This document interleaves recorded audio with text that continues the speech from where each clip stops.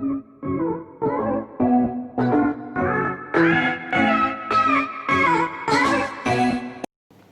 friends, today we are going to discuss appointment of judges, Supreme Court of India and High Court. In this heading we will discuss convention कि इनके appointment के लिए कौन कौन सी परंपरा चली आ रही है वो डिस्कस करेंगे. Then we will discuss qualifications in order to be appointed as जज.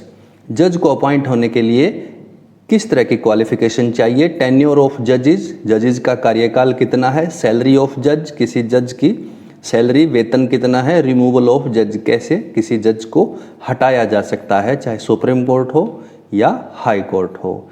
Let's start. अपॉइंटमेंट ऑफ जज. Article 124 deals with the establishment and constitution of Supreme court of India. Article 124 है वो सुप्रीम कोर्ट ऑफ इंडिया के establishment और उसके constitution के बारे में बताता है. कॉन्स्टिट्यूशन का article 124. The original constitution had the provision to have a chief justice of India and 7 other जजेस. जो ओरिजिनल कॉन्स्टिट्यूशन था, जो सबसे पहले लागू हुआ, सबसे पहले बनाया गया था बिना अमेंडमेंट के, उसमें कोई अमेंडमेंट नहीं थे, तब थे एक चीफ जस्टिस और दूसरे 7 जजेस का प्रावधान था, प्रोविजन था. But as per Supreme Court amendment act 2008 जिसका नोटिफिकेशन 2009 में जारी हुआ, the number of Supreme Court जजेस has been increased from 26 to 31 including the CJI of India, यानी कि चीफ जस्टिस ऑफ इंडिया को मिलाकर 26 से 31 जजेस का प्रावधान किया गया, जो कि सुप्रीम कोर्ट अमेंडमेंट एक्ट 2018 में लागू हुआ, यानी कि नोटिफिकेशन उसका 2009 में आया था. तो कन्वेंशन का सबसे पहले डिस्कस करते हैं. परंपरा क्या चली आ रही थी कि a convention had developed where by the senior most जज of the Supreme Court was appointed as the CJI. यह परंपरा थी कि जितने भी जजेस हैं सुप्रीम कोर्ट में, उनमें जो सीनियर मोस्ट जज होता था उसको अपॉइंट किया जाता था चीफ जस्टिस ऑफ इंडिया. अब इस कन्वेंशन को, इस परंपरा को क्या हुआ, this convention was however broken twice. 2 बार इसको तोड़ा गया. एक बार इन 1973 A.N. रॉय जो न्यायमूर्ति थे देश के, was appointed as CJI superseding 3 senior जज. 3 सीनियर जज को सुपरसीड करते हुए A.N. रॉय को 1973 में चीफ जस्टिस बनाया गया. एक बार तब ये परंपरा टूटी सीनियरिटी की, और दूसरी बार again justice M.H. Beg was appointed superseding justice H.R. Khanna 1975. 1975 में M.H. बेग को CJI बनाया गया सुपरसीड करके H.R. खन्ना की जगह, सीनियरिटी के को सुपरसीड किया गया. और ये 2 बार परंपरा टूटी. अदरवाइज सीनियर जो जज होता है वो सुप्रीम कोर्ट का CJI बनता है. नेक्स्ट है अपॉइंटमेंट ऑफ जजेस. पहले हम डिस्कस करेंगे सुप्रीम कोर्ट ऑफ इंडिया के कैसे जज को अपॉइंट किया जाता है. अकॉर्डिंग टू आर्टिकल 124 के पार्ट 2, एवरी जज of the Supreme court shall be appointed by the president by warrant under his hand and seal after consultation with other judges of Supreme Court.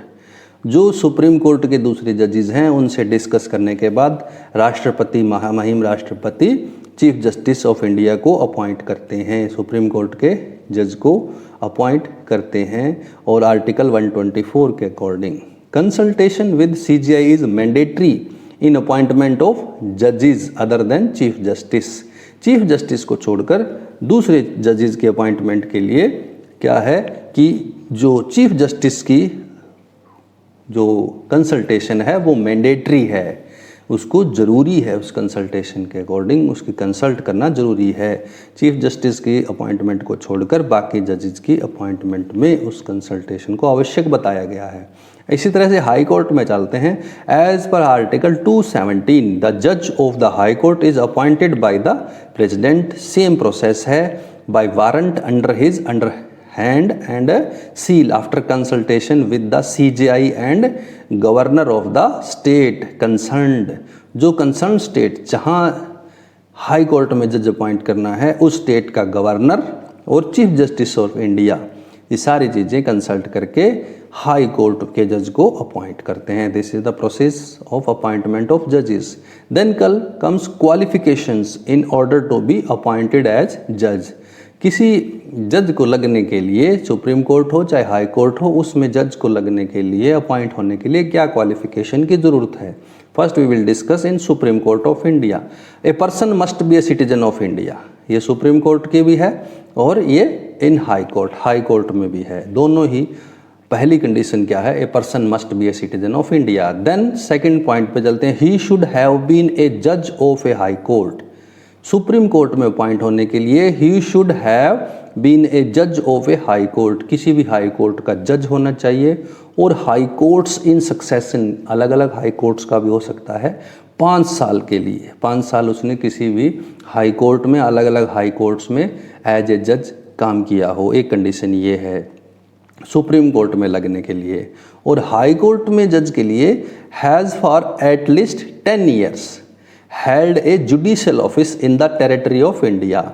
Bharat की जो territory है उसके अंदर किसी भी judicial office में 10 साल तक काम किया हो, उसने किसी ऑफिस को बियर किया हो, वो हाई कोर्ट में लग सकता है। अब सुप्रीम कोर्ट की तरफ अगर पहली कंडीशन है तो ये क्या, दूसरी, अगर दूसरी कंडीशन, पहली नहीं है तो दूसरी कंडीशन है, he should have been an advocate of a high court for 10 years।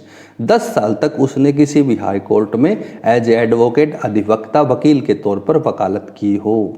और अगर हाई कोर्ट के जज के लिए वकालत का एक्सपीरियंस क्या कहता है, has for at least 10 years been an advocate. 10 साल तक वो किसी भी कोर्ट में, अदालत में वकील, हाई कोर्ट में, उच्च न्यायालय में वकील रहा हो। और दूसरा लास्ट पॉइंट जो सुप्रीम कोर्ट के लिए है, he should be A distinguished jurist in the opinion of the president.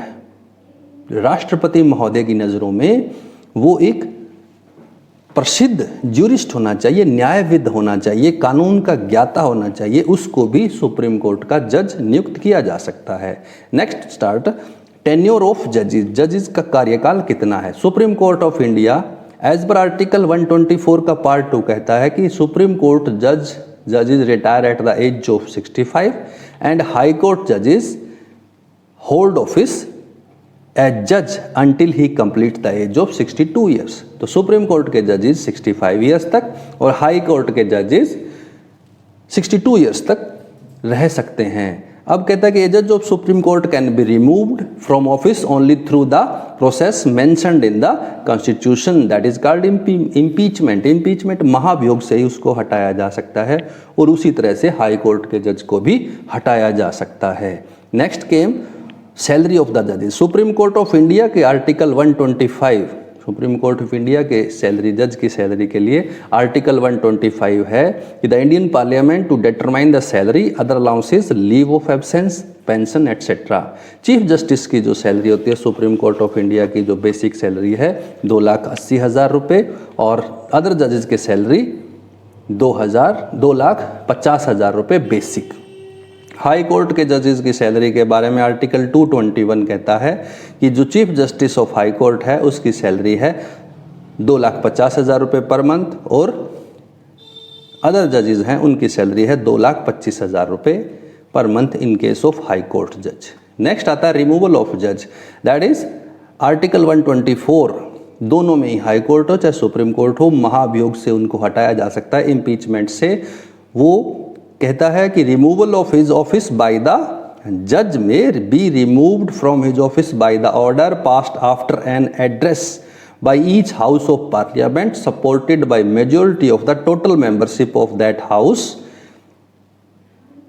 And by majority of not less than 2/3 of the members of that house present and voting on the ground of proved misbehaviour और incapacity. ये 2 point है, misbehaviour और incapacity के ground पर ही किसी जज को हटाया जा सकता है महाभियोग से, जब हाउस के प्रेजेंट मेंबर है वो 2/3 मेंबर उसको महाभियोग के पक्ष में वोट दे दें, फेवर में दे दें, तो हटाया जा सकता है। लकीली एक बहुत अच्छी बात यह है कि नो जज of Supreme Court has been impeachment so far. आज तक किसी भी जज को इम्पीचमेंट नहीं किया गया है अब तक।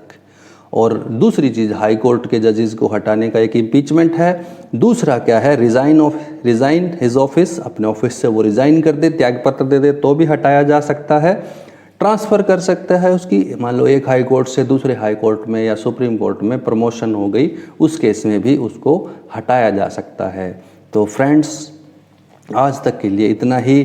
Thanks for watching. Please subscribe my channel and wait for next video. Thank you.